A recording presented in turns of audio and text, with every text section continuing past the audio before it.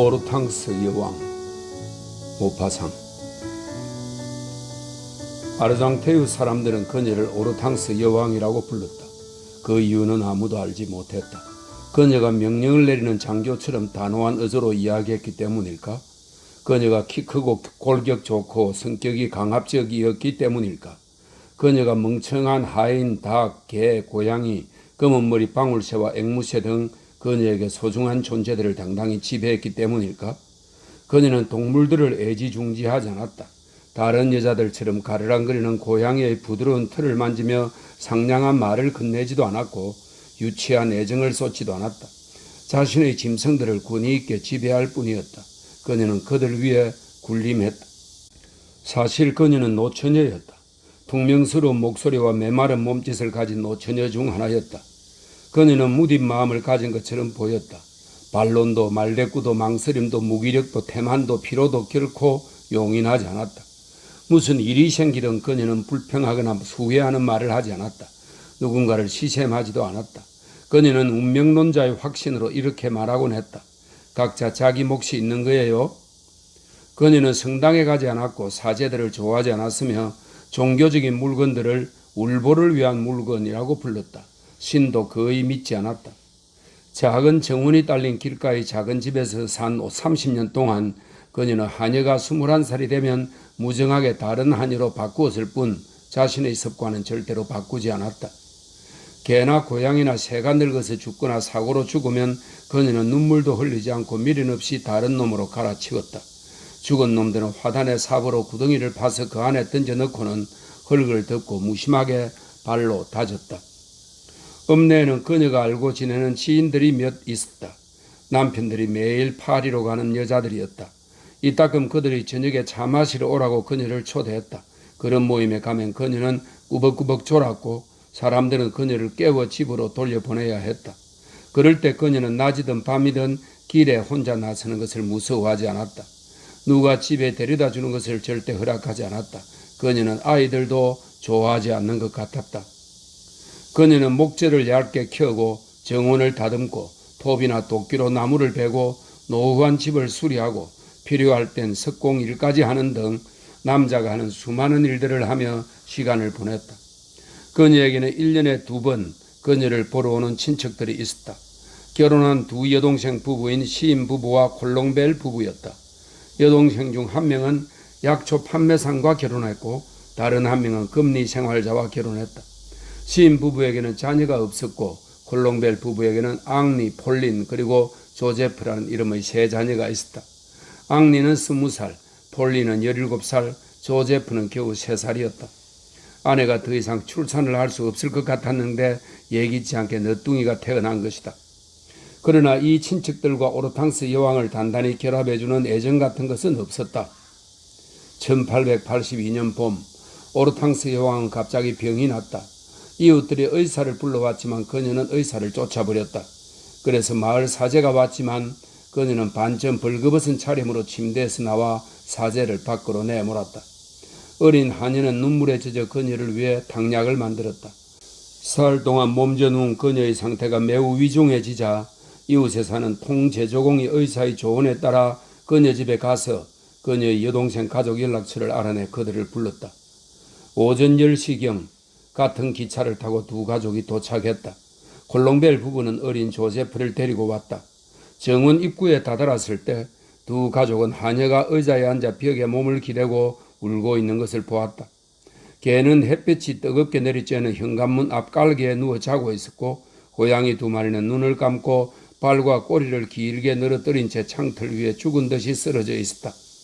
털이 노랗고 솜처럼 가벼워 보이는 뚱뚱한 암탉 1마리가 꼬꼬대거리며 정원을 가로질러 병아리떼를 산책시켰다. 벽에는 커다란 새장 하나가 별 봄맞이 꽃에 뒤덮인 채 붙어 있었는데 그 속에서 한때의 새들이 따뜻한 봄날 오전의 햇빛을 받으며 목청껏 지저귀었다. 오두막 형태의 다른 새장에 있는 모란 잉꼬 한 쌍은 횃대 위에 나란히 조용히 앉아 있었다. 몸이 무척 뚱뚱한 시임씨가 필요할 때면 항상 그러듯 다른 사람들을 제치고 맨 먼저 안으로 들어가서 물었다. 셀레스트, 상황이 좋지 않은가 보지? 어린 하녀가 눈물너머로 신음하며 대답했다. 이제 저도 못 알아보세요. 의사 선생님이 손쓸 방법이 없다고 말씀하셨어요. 모두들 서로의 얼굴을 바라보았다. 시인 부인과 콜롱벨 부인은 한마디도 하지 않고 서로를 끌어안았다. 그녀들은 항상 앞 가르마를 탄 평평한 머리 모양의 붉은 쇼를 걸치고 화로처럼 눈부신 프랑스산 캐시미어 목도리를 두르고 다녔다. 서로 많이 닮은 모습이었다. 시인 부인이 제부 쪽으로 몸을 돌렸다. 그는 위장병 때문에 안색이 노르스름하게 창백하고 몸이 야윈 남자였으며 다리를 심하게 절었다.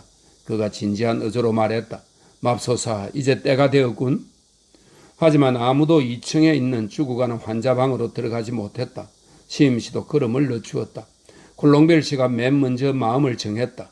그는 배의 돛대처럼 몸을 흔들면서 보도 위에 쇠로 된 지팡이를 짚어 소리를 내며 집 안으로 들어갔다. 다음으로 두 여자가 위험을 무릅썼다. 그리고 시임 씨가 맨 뒤에서 행렬을 완성했다. 어린 조제프는 개를 구경하느라 정신이 팔려 밖에 있었다. 신경질적으로 흔들리는 환자의 두 손을 햇빛이 똑바로 비추었다. 햇빛은 끊임없이 위치를 바꾸며 침대를 양쪽으로 갈랐다. 환자의 손가락은 어떤 생각에 활기를 부여받은 것처럼, 무언가를 의미하는 것처럼, 어떤 생각을 가리키는 것처럼, 어떤 통찰에 복종하는 것처럼 움직였다. 몸의 나머지 부분은 이불 밑에서 꼼짝도 하지 않았다. 각진 얼굴 역시 아무런 동료도 보여주지 않았다. 눈은 감겨 있었다. 친척들은 반원형으로 늘어서서 한마디도 하지 않고 그녀를 바라보았다. 가슴이 조여들고 숨이 가빠왔다. 그들을 따라온 어린 하녀는 여전히 훌쩍훌쩍 울고 있었다. 시임 씨가 입을 열어 물었다. 의사 선생이 정확히 뭐라고 말했지? 하녀가 우물우물 대답했다. 마님을 가만히 두라고 하셨어요. 이제 할 수 있는 일이 아무것도 없다면서요? 갑자기 그 노처녀의 입술이 움직이기 시작했다. 그녀의 입술로 무언가를, 죽어가는 자신의 머릿속에 숨겨진 어떤 것을 조용히 말하려는 듯 했다. 두 손도 이상한 손짓을 하며 급격히 움직였다. 갑자기 그녀가 평소 그녀에게서 들을 수 없었던 작고 가냘픈 목소리로, 항상 닫혀있던 가슴 깊숙한 곳에서 나오는 듯한 목소리로 이야기를 했다. 시임 씨는 그 광경이 가슴 아파서 발끝으로 걸어 밖으로 나갔다. 다리가 불구인 콜롱벨은 피곤해져서 의자에 앉았다. 두 여자는 그대로 서 있었다. 오르탕스 여왕은 아주 빠르게 제잘됐지만 무슨 말을 하는 건지 전혀 알아들을 수 없었다. 그녀는 많은 이름들을 말했다. 상상 속의 인물들을 다정하게 불렀다. 이리 오렴 귀여운 릴리프, 엄마에게 입맞춰 주렴. 너는 엄마를 많이 좋아하잖니, 그렇지 얘야. 그리고 로즈, 너는 엄마가 외출한 동안 너의 여동생을 잘 돌봐줘야 한다. 그 애를 혼자 두면 안 돼, 알겠지? 그리고 성냥에는 손을 대지 말거라. 그녀는 몇 초 동안 입을 다물었다. 그러다가 더 큰 목소리로 누군가를 부르듯 앙니엣 라고 말했다. 그리고 잠시 기다리다가 다시 말했다. 아버지에게 사무실에 출근하시기 전에 나와 이야기 좀 하자고 말씀드리렴. 그리고 갑자기 이렇게 말했다. 오늘은 내가 힘드네요, 여보. 일찍 퇴근한다고 약속해 줘요. 당신 상사에게 내가 아프다고 말하세요. 내가 침대에 누워있는 동안 아이들끼리 혼자 두면 위험하다는 걸 당신도 알잖아요. 저녁 식사로 설탕을 넣은 쌀 요리를 만들어 놓을게요. 아이들이 무척 좋아하거든요. 특히 클레르가 기뻐할 거예요. 그녀는 웃기 시작했다. 그녀가 결코 내지 않던 젊고 요란한 웃음소리였다. 장을 봐요. 정말 괴상한 얼굴을 하고 있네요. 잼이 얼굴에 잔뜩 묻었어요. 지저분한 꼬맹이 같으니 좀 봐요, 여보. 장이 얼마나 우스운지요. 콜롱뱅이 여행 때문에 피곤해진 다리의 위치를 계속 바꾸며 중얼거렸다. 처형은 남편과 아이들이 있는 꿈을 꾸는 것 같아요. 임종이 시작되는 거요. 두 자매는 놀라고 어리둥절해서 여전히 움직이지 않고 있었다. 어린 하녀가 말했다. 마님들 숄과 모자를 벗으셔야겠어요? 응접실로 건너가실래요? 그녀들은 한마디도 하지 않고 방 밖으로 나갔다. 콜롱벨도 죽어가는 환자를 다시 홀로 남겨둔 채 다리를 절면서 그녀들을 뒤따랐다. 두 여자가 숄과 모자를 벗고 마침내 자리에 앉았다. 그러자 고양이 한 마리가 창가를 떠나 기지개를 켜고는 응접실 안으로 뛰어들어와 시인 부인을 무릎 위에 앉았다. 시인 부인이 고양이를 쓰다듬었다. 옆방에서는 마지막 순간을 맞아 죽어가며 꿈속의 삶을 살고 있는 환자의 목소리가 계속 들려왔다. 그것은 그녀가 기다렸던 삶일 것이다. 그녀는 모든 것이 끝나려는 순간에 자신이 꿈꾸던 삶을 살고 있었다. 시임씨는 정원에서 무척 즐거워하며 어린 조제프와 개와 함께 놀고 있었다. 죽어가는 환자에 대한 그 어떤 추억도 없는 뚱뚱한 시골 남자의 즐거움이었다. 갑자기 그가 집 안으로 들어와 환여에게 말을 걸었다. 이봐 아가씨, 우리에게 점심 좀 만들어 주어. 뭘 먹겠소 숙녀분들? 향신료용 야채를 넣은 오믈렛, 새로 수확한 사과를 곁들인 소 등심, 치즈와 커피가 적절할 것 같았다. 콜롱벨 부인이 지갑을 찾기 위해 호주머니를 뒤지자 시임씨가 그녀를 제지한 뒤 하녀를 돌아보며 물었다. 아가씨, 돈 좀 가지고 있지? 하녀가 대답했다. 예, 나리. 얼마나 있지? 15프랑이요. 그 정도면 충분하겠군. 서둘러 아가씨. 배가 고파오기 시작했거든. 시인 부인이 바깥으로 눈길을 돌려 햇빛에 잠겨 기어오르는 꽃들과 맞은편 지붕 위에 비둘기 한 쌍을 보며 애통해하는 표정으로 말했다. 이렇게 슬픈 일 때문에 여기에 오다니 불행한 일이에요. 오늘 같은 날 들판에 나가면 아주 좋을 텐데. 그녀의 여동생이 대답 없이 한숨을 쉬었다. 콜롱벨은 걷기 힘들어 동요한 기색으로 중얼거렸다. 이놈의 다리가 나를 지독히도 괴롭히는군.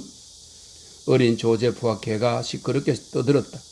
조제프는 기쁨의 함성을 질러댔고 개는 필사적으로 지저댔다. 그들은 두 명의 미치광이처럼 서로를 따라달리며 화단 주위에서 숨바꼭질을 하고 있었다. 환자는 계속 아이들의 이름을 불렀다. 자신이 아이들에게 옷을 입힌다고, 아이들을 쓰다듬는다고, 아이들에게 읽는 법을 가르친다고 상상하며 이야기했다. 자, 시몽, 대풀이에 읽어봐. A, B, C, D. 아니, 그게 아니지. 잘 들어봐. D, D, D. 들리니? 자, 다시 읽어보렴. 시임씨가 말했다. 이 순간에 저런 이야기를 하다니 신기한 일이로군. 그러자 콜롱벨 부인이 말했다. 아무래도 언니 곁으로 가보는 게 낫겠어요. 그러나 시임씨가 즉시 그녀를 만류했다. 뭐하러 그래요? 그래봤자 처형의 상태는 전혀 달라지지 않을 텐데 우리는 여기 있는 게 나아요. 아무도 더 이상 고집을 부리지 않았다. 시임 부인은 일명 모란 잉꼬라고 불리는 초록색 새 한 쌍을 유심히 관찰했다. 그 새들의 유난한 금슬을 몇 마디 말로 칭찬하고 그 새들만도 못한 인간들을 비난했다. 심씨가 웃음을 터뜨리며 자기 아내를 바라보더니 빈정대는 표정으로 노래를 흥얼거렸다. 트라랄라 트라랄랄라. 자신의 정절에 관해 무언가를 암시하려는 것처럼. 콜롱벨은 위경련이 나서 지팡이로 보도를 두들기고 있었다. 다른 고양이가 꼬리를 쳐들고 들어왔다. 그들은 1시가 되어서야 식탁 앞에 앉았다. 고급 보르드 포도주만 마시라는 권고를 받은 콜롱벨은 포도주를 맛보자마자 다시 하녀를 불렀다. 이봐 아가씨, 지하실에 이것보다 더 좋은 거 없어? 예, 나리께서 오실 때 대접해 드리곤 했던 고급 포도주가 있어요. 잘 됐군. 가서 그것으로 3병 가져와요. 그들은 매우 훌륭해 보이는 그 포도주를 맛보았다. 유명한 포도원에서 생산한 포도주가 아니라 오르탕스가 직접 만들어 15년간 지하실에 저장해 놓은 것이었다. 심씨가 말했다. 이거야말로 환자의 포도주로군.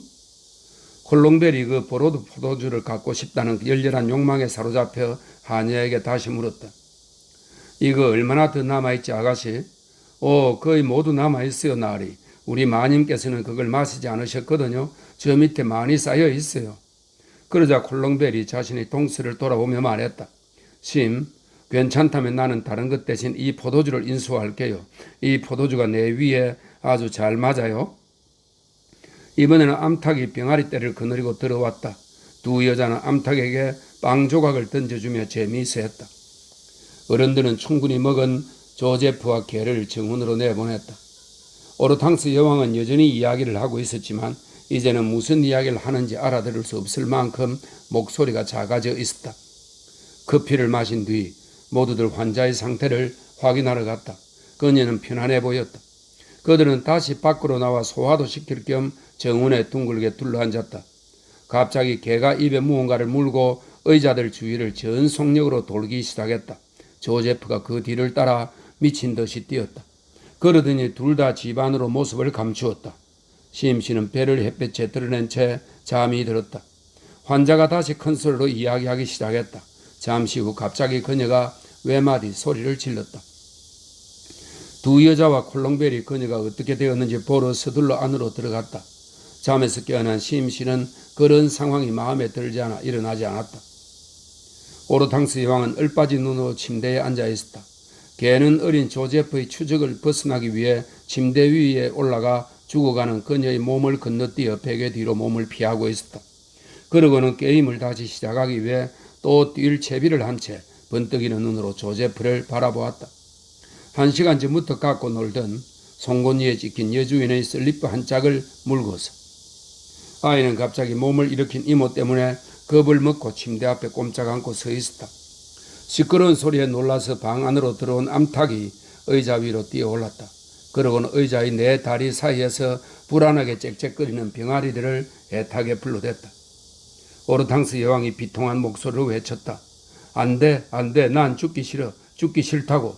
내가 죽으면 내 아이들을 누가 키워? 누가 이 아이들을 돌봐? 누가 이 아이들을 사랑해줘? 안 돼, 난 죽기 싫어, 죽기.